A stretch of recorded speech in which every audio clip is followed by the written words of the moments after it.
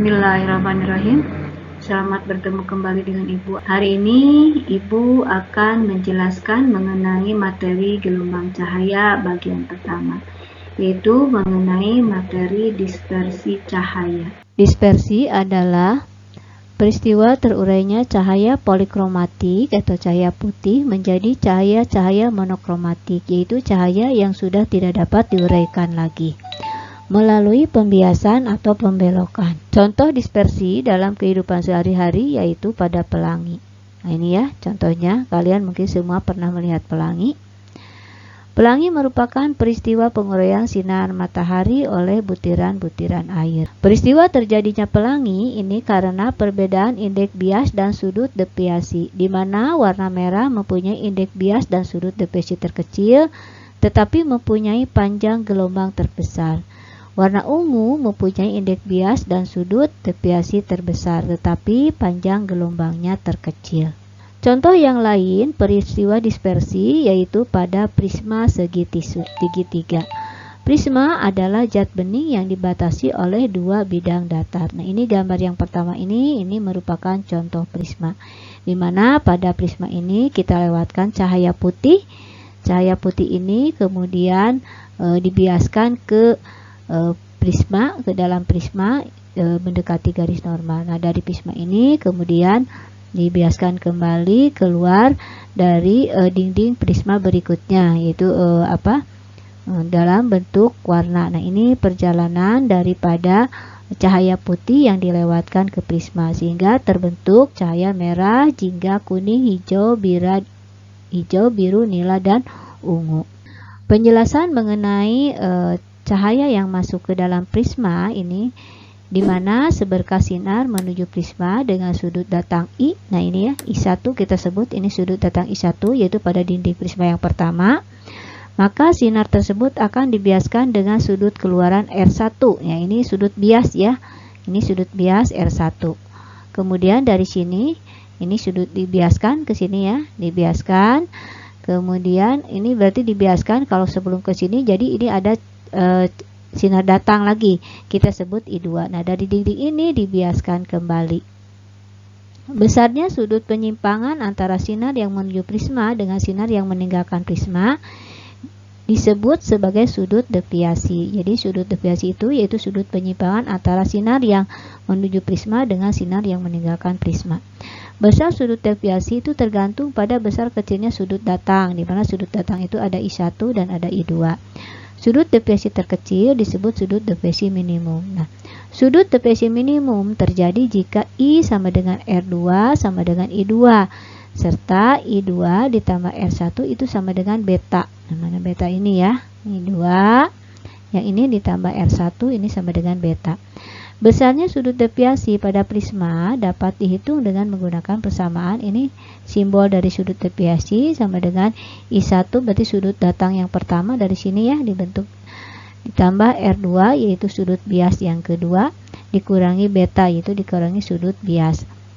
Dimana ini simbol dari sudut deviasi, I1 sudut datang prisma dan R2 sudut bias sinar meninggalkan prisma, dan beta ini yaitu sudut pembias prisma. Besar sudut deviasi minimum dapat ditentukan dengan persamaan. Deviasi minimum sama dengan I1 ditambah I2 dikurangi beta. I1 ini sudut datang yang pertama, di I2 ini sudut datang yang kedua dikurangi sudut pembias. Karena I1 sama dengan I2 itu sama dengan I, itu kenapa? Karena segitiganya bentuknya sama kaki. Maka sudut deviasi minimum sama dengan 2I dikurangi sudut bias. Menurut hukum Snellius, sin I per sin R itu sama dengan N2 dibagi N2. Jadi sudut datang dibagi sudut bias itu sama dengan indeks bias kedua dibagi indeks bias pertama. Maka akan diperoleh hubungan N1 dikali sin dikali setengah sudut deviasi minimum ditambah beta sama dengan N2 sin setengah dikalikan beta. Jika betanya atau sudut pembiasannya lebih kecil dari 10 derajat, maka berlaku persamaan sudut deviasi minimum sama dengan indeks bias prisma dibagi indeks bias medium dikurangi 1 dikalikan sudut pembias. Kita lanjutkan ke contoh salah satu. Sebuah prisma kaca berada di ruangan terbuka. Pada prisma itu datang seberkas sinar dengan sudut datang 45 derajat dan sudut pembias prisma 60 derajat. Jika terjadi depresi minimum, berapakah indeks bias prisma tersebut? Pembahasannya diketahuinya I1-nya 45 derajat, betanya sama dengan 60 derajat. Yang ditanyakan berapakah indeks bias prisma atau kita beri simbol NP. Untuk menjawab soal ini, kita hitung dulu deviasi minimum. Pada deviasi minimum berlaku persamaan deviasi minimum sama dengan 2i dikurangi beta. Deviasi minimum sama dengan 2 dikali 45 derajat dikurangi 60 derajat. 2 dikali 45 itu 90. Maka 90 derajat dikurangi 60 derajat itu sama dengan 30 derajat. Jadi deviasi minimumnya sama dengan 30 derajat. Karena prisma berada di ruangan terbuka, maka indeks bias minimum atau NM sama dengan indeks bias udara, yaitu besarnya sama dengan 1. Setelah menemukan deviasi minimum, kita dapat mencari indeks bias prisma dengan persamaan N udara dikalikan sin setengah dikali beta ditambah deviasi minimum. Sama dengan N prisma sin setengah dikalikan beta. Sin setengah dikali 60 derajat ditambah 30 derajat sama dengan, nah yang ini ya, NP-nya tetap di sini NP dibagi ya NU-nya pindah ke bawah ya ke sini NU sin setengah dikalikan 60 derajat. Ini 60 ditambah 30 90 dibagi 2 45. Maka sin 45 sama dengan NP, NU-nya ini dari sini ya 1 indeks bias udaranya. Sin 30 derajat dari 60 dibagi 2.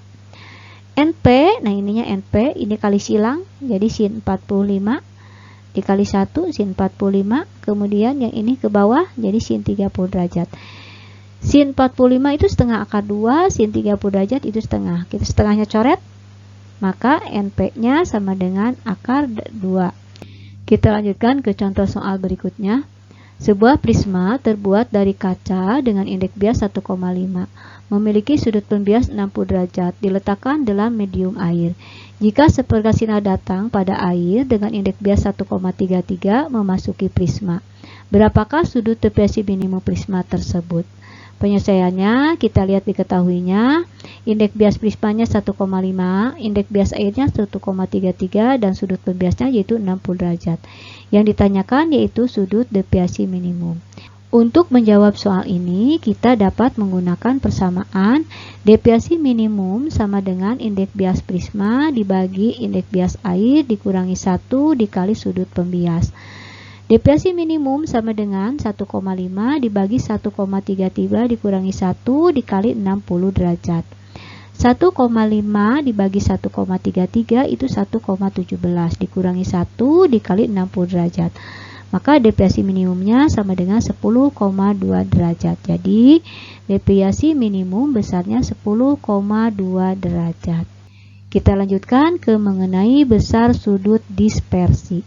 Besar sudut dispersi yang diberi simbol V merupakan selisih sudut deviasi ungu atau diberi simbol DU dengan sudut deviasi merah yang bersimbol DM.